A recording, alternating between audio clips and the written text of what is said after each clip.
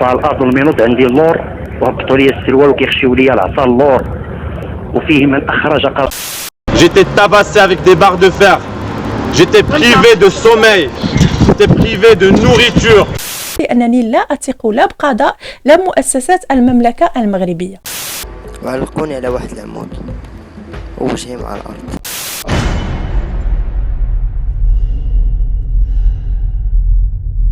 السلام، مرحبا بكم، نتمنى تكونوا بخير وعلى خير وما ناقصكم خير، ورمضان مبارك سعيد على جميع المسلمين. في حلقة هذا اليوم سنتطرق للفضيحة الجديدة التي تنضاف إلى سجل الرجل الذي لا ينام أو السيد الحموشي، أو بالأحرى إلى سجل المملكة المغربية، حيث طرحت جريدة معروفة البارح في إسبانيا المسماة الموندو، طرحت واحد المقال اللي كان على شكل حوار أجرته مع السيد ناصر الزفزافي من داخل السجن، وعنوانته كالتالي: ناصر الزفزافي قائد الحراك الريف تيقول باللي طلبوا منه يقول عاش الملك وباش يحبسوا التعذيب اللي كانوا كيديروا ليه في السجن. هذه بالأحرى فضيحة أخرى تنضاف إلى قائمة فضائح أو النقط السوداء اللي باقة تابعة المملكة المغربية. دونك غادي نخلي لكم مقال هنا تشوفوا الناس اللي باغيين يقراوا واللي كيفهموا الإسبانية، وتقدروا أنكم ترجموا المقال للغة التي تتقنونها. ناصر الزفزافي ماشي هو الأول وماشي هو الأخير الذي تعرض إلى التعذيب، وكاينين الناس اللي كيتعرضوا في هذه الآونة أنا اللي كندير فيديو، كاينين الناس اللي كيتعرضوا للتعذيب داخل السجون المغربية. ينبغي الإشارة إلى أن السيد الزفزافي كان خرج في واحد التسجيل هذه تقريبا سنة، وكان شرح التعذيب الذي يتعرض أو الذي تعرض له داخل السجون المغربية بمعية الرجل الذي لا ينام الحموشي. نخليكم تصنتوا التسجيل ونرجعوا نكملوا الحلقة. نحن تعرضنا لأبشع المعاملات، تعذيب، قضية التعذيب أيها الإخوان. تخيلوا معي أنهم لما قاموا بمداهمة المنزل وأشبعوني ضربا وركلا ورجفا وبصقا،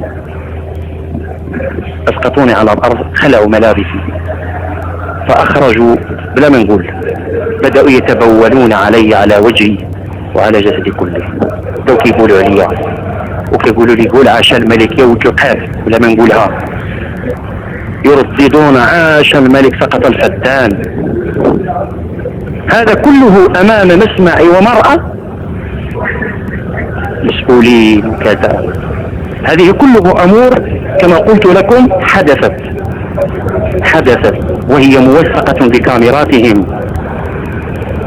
والاغتصاب، أنا على الأرض سقف على الأرض المينوط عندي اللور وهبطوا لي السروال وكيخشيو لي العصا اللور وفيه من أخرج قريبه وكيجي يحكوا لي على الوجه وكيجوني من اللور. شي امور اللي ما خصنيش نقولها. علاش؟ لانني ما بغيش انني الناس نمرضها نفسيا، ولكن الامور هي اللي دفعتني انني نقول هذه الهضره هذه. وامور اخرى امور يعني الا جيت نتحدث على التعذيب راه ما اذا ناصر الزفزافي ماشي هو اول واحد ولا اخر واحد سيتعرض للتعذيب داخل سجون المملكه المغربيه، فقد صرح العديد من الاشخاص في كنشوفوا ما كاينه حتى شي بادره ولا حتى شي اجراءات يتم اتخاذها في حق المعذبين والجلادين والمجرمين الذين يقومون بتعذيب الاشخاص داخل سجونهم. دونك هادشي ديال التعذيب راه ماشي اول مره غادي يبان في المغرب، بحيث ان الملك الحسن الثاني في العهد ديالو كان شحال هادي داروا معاه واحد الانترفيو وقال باللي ما كاينش تعذيب في الدوله ديالو، لا كان التعذيب هو راه ما يقدرش ينعس، كيفاش انه يقدر يعيش مع الاولاد ديالو خاطبهم الى اخره. خليكم تسمعوا التسجيل ولا الانترفيو اللي كانوا داروا مع الحسن الثاني واللي نكر باللي كاين التعذيب في المملكه المغربيه، ورجعوا.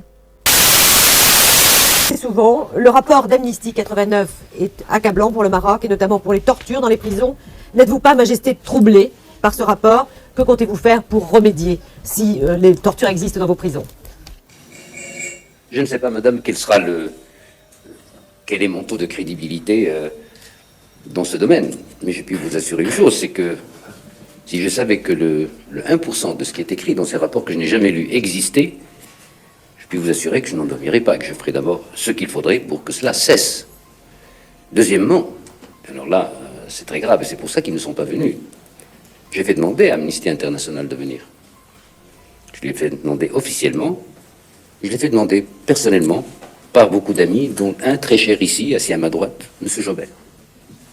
On parlait de ce problème et il m'a dit, vous savez, j'en parle, je suis un Marocain, j'en parle avec autant d'indignation que vous, faites quelque chose.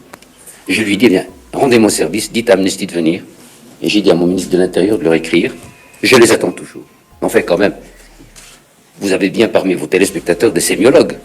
Ben, je n'ai pas la tête d'un bonhomme qui torture à longueur de journée, qui trouve le moyen de dormir, de bien faire son travail, de rire, de sourire, d'embrasser ses enfants et d'avoir le culot par-dessus le marché d'aller serrer les mains de chef d'État. Alors j'attends Amnesty International. C'est elle qui répondra. Et je pense qu'elle sera confondue. دونك من بعد هذا التسجيل خرجوا بزاف ديال المنظمات الدوليه اللي بناء على تقارير وبناء على تحقيقات اللي دارتها كشفت باللي كاين التعذيب في المغرب، وكاينين بزاف ديال الشهادات اللي خرجوا من الناس اللي كانوا في سجن تازمامارت. كذلك خرجت امنيستي، خرجوا بزاف ديال كما قلت لكم ديال المنظمات واكدت باللي كاين التعذيب في المغرب، وكنشوفوا ما كاين حتى شي اجراء. كذلك في هذا العهد اللي كنعيشوه ديال الملك محمد السادس هو اعترف بعظمه لسانه انه ما نكرش باللي كاين التعذيب في المغرب. كنتي كان قالوا في واحد الجريده معروفه، غادي نخلي لكم هنايا المقال الا بغيتوا تمشيو تقلبوا عليه وتقراو، ولكن كنشوفوا باللي الملك محمد السادس ما خدا حتى شي اجراءات في حق هاد المعذبين ولا الجلادين ولا هاد الناس اللي تيديروا جرائم ضد الانسانيه ولا جرائم ديال التعذيب اللي قدروا انهم يتعاقبوا عليها دوليا. وهذه من بين النقط السوداء اللي غادا تبقى تابعه المغرب إلا بغى يسمي راسو بلد ديمقراطي. دونك بداو انكم تحيدوا التعذيب اللي فيما هضر شي واحد تقولوا لي غنجلسوك على قرعه، غنديروا لك، غنفعلوا لك، غنديروا لك. كذلك الاشياء اللي تعرض لها ناصر الزفزافي كاينين بزاف ديال الناس كيتعرضوا لها وسبق وانهم صرحوا بهذا الشيء، بحال السيد زكريا مومني، بحال علي اعراس، بحال بزاف ديال الناس اللي كانوا في حراك الريف. بحال ديجا السيد الحموشي متابع من طرف السيد زكريا مومني، كذلك كان متابع من طرف واحد المخرج السينمائي، واحد الشخص اخر. مازال غادا ندير لكم حلقه اخرى على شكل تقرير غادي يكون فيها الاشخاص الذين تابعوا السيد الحموشي بتهمه التعذيب وبتهم ضد الانسانيه. بيان سور ما غاديش يتابعوا في المغرب، حيت في المغرب براسو الملك اعترف باللي كاين التعذيب وما كاين حتى شي واحد كيتابع شي واحد.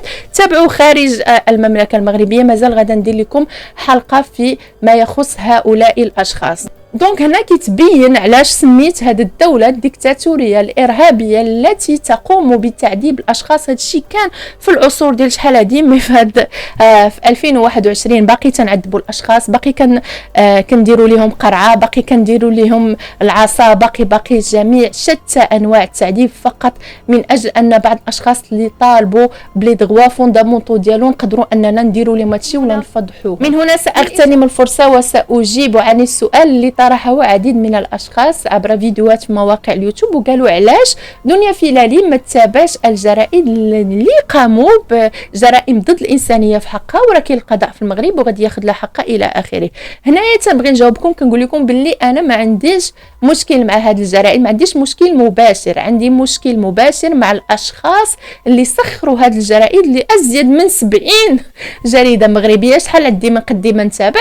انا عندي مشكل مع هاد الاشخاص اللي سخروا هاد الجرائد المغربيه باش انهم يكتبوا ويديروا هاد الجرائم ضد الانسانيه في حقي، واللي منذ ان اجريت اللقاء مع زكريا مومنين اللي شرح وعطى الادله ديال التعذيب اللي داروا ليه السيد الحموشي، والسيد الحموشي ما عجبوش هذا الحال، ومن تماك بداو المشاكل. بدا كيبان 1500 بلانت هنا، 20 بلانت في سال، 40 بلانت ديال لي زاسوسياسيون في المغرب. سبحان الله يلا بانوا. دونك انا ما عنديش مشكل مباشر مع الجرائد، عندي مشكل مع الاشخاص اللي تكون عندهم السلطه اللي بغات تكون اللي غادي تاخذ ضدهم الاجراءات القانونيه. علاش عندي مشكل؟ حيت هاد الاشخاص هاد الافعال اللي داروا يقدروا يتابعوا فيها خارج المغرب. تهم اللي تقدر يتابع فيها الاشخاص واخا تكون عندهم السلطه كما كانت الحموشي ولا اي واحد عنده السلطه ولا رئيس ولا ما عرفت شنو، تهم اللي يقدر يتابع بها الا دار كريم دو غير، كريم كونتر لومانيتي ولا تورتور يقدروا يتابعوا. السيد الحموشي راه بزاف ديال الاشخاص تابعوه على التعذيب، هو ما عجبوش الحال لانني طرحت هذا الشيء للمشاهد المغربي. دونك كنسميه نوع من الانتقام ولا نوع من الانتقام الغير الشريف اللي داروا في حق هاد الاشخاص والذين سيتم متابعتهم قريبا، وبيان سور ماشي في المملكه المغربيه لانني لا اثق لا بقضاء لا مؤسسات المملكه المغربية. وربطوني من يدي ورجلي وعلقوني على واحد العمود ووجهي مع الأرض.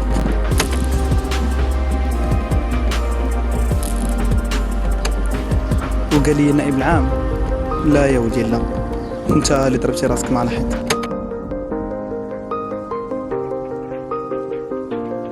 اش تفن اسمع الرئيس اش سهوان عرو الداخلي اش سهوان عرو الداخلي اش تفن كرحيب اش تسهوان شوي حك ضغطن الجن قيتفزيت سواد ايوا سوي نغرو ما ياسن الله يهديكم يعني ياسن حشومه. شحال ساعه الموالي شنو درت مرة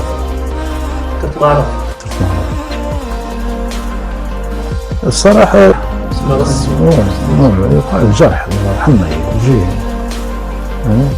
ومن يوجيني شوية ما يتقين التصميم يعني مبارك بالنسبة لي التصميم. J'étais tabassé avec des barres de fer. J'étais privé de sommeil. J'étais privé de nourriture. J'étais privé de l'eau, de tout, de sommeil, de tout. Et en me répétant sans cesse, ici c'est l'abattoir de Sa Majesté. Nous ici on dépend ni du ministère de l'Intérieur ni du ministère de la Justice. Ah bah la dictature. Nous on travaille directement avec le roi et ça c'est les ordres du roi.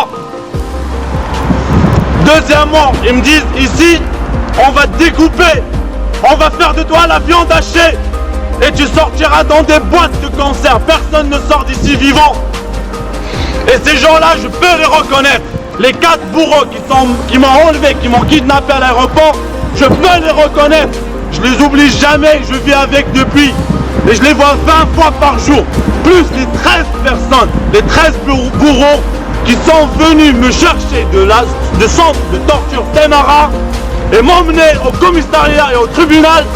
Je l'ai reconnu aussi un par un.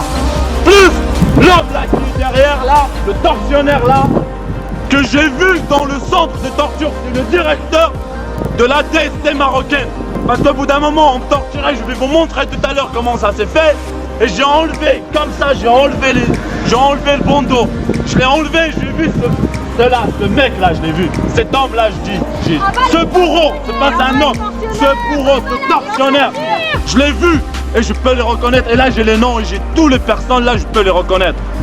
Après, il me retabasse, ils me suspendent, ils m'électrocutent, ils me disent on va te tuer, tu sortiras dans des boîtes de conserve. Nous, c'est nous la loi, nous on travaille directement avec Sa Majesté, nous on travaille directement avec le roi du Maroc et on a carte blanche de faire ce qu'on veut, on fait ce qu'on veut ici. Abat la dictature!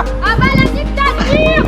ما تنساوش تخليو لي التعاليق ديالكم فيما يخص هذا الموضوع التعذيب في المغرب. واش هاد الاشخاص اللي قاموا بجرائم ضد الانسانيه والتعذيب واش كيستاهلوا انهم يتعذبوا؟ علاش الملك محمد السادس اللي اعترف انه كاين تعذيب في المغرب ما قام حتى شي خطوه، ما دار حتى شي حاجه ضد هاد الاشخاص المجرمين الذين يرتكبون جرائم ضد الانسانيه؟ خليو لي الاراء ديالكم، تلاقاو ان شاء الله في الفيديو الجاي. السلام عليكم.